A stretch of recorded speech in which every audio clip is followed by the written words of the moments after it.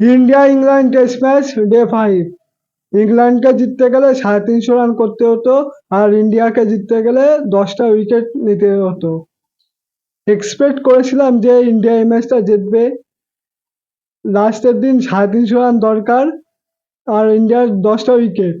ভেবেছিলাম যে প্রথম ইনিংসের ভুল আর দ্বিতীয় ইনিংসে হবে না, মানে প্রথম ইনিংসে যে বাজে ফিল্ডিংটা হয়েছিল, যে বাজে বোলিংটা হয়েছিল, সেটা দ্বিতীয় ইনিংসে ইন্ডিয়ার ফিল্ডাররাও করবে না, আর বলাররাও করবে না।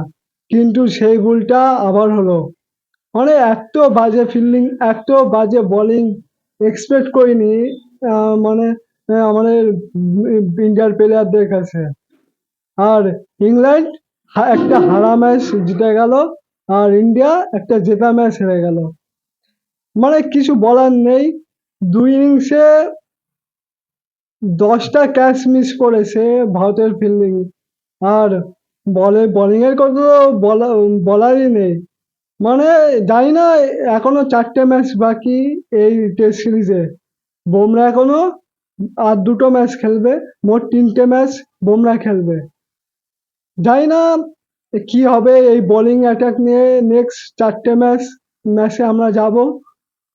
কোনো বোলিং এর মতো কোনো মধ্যে কোনো দেখছি না আমরা। যে বোলিংটা একসময়, মানে আজ থেকে কিছু বছর আগে যে 1 নম্বর বোলিং অ্যাটাক ছিল ভারতের বোলিং অ্যাটাকটা, আর এখন যা ভারতের বোলিং এর অবস্থা, আমি এই সিরিজ জেতার কোনো মানে দিশা দেখছি না এই সিরিজটা জেতার। মানে একটা সময় বুমরার পাশে ঈশান্ত শর্মা ছিল, মোহাম্মদ শামি ছিল, উমেশ যাদব ছিল, ভুবনেশ্বর কুমার ছিল।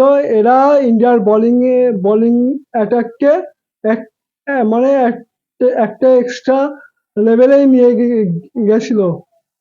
কিন্তু এই বোলিং অ্যাটাকের মধ্যে আমরা কিছু দেখছি না, একা জাসপ্রীত বুমরা ছাড়া। আর বুমরার কথা তো কিছু বলার নেই।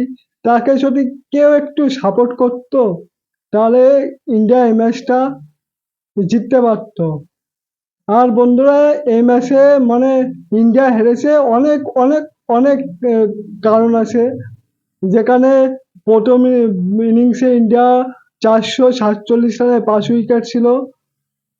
তারপরে আমরা ভেবেছিলাম 500 রান করবে ইন্ডিয়া, সেখানে কিন্তু 471 রানে অল আউট হয়ে যায়।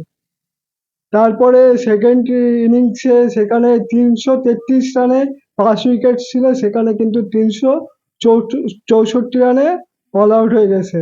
মোটামুটি টার্গেটটা 420, 400 ওর ভিতর থাকলে একটু সম্ভাবনা দেখছিলাম।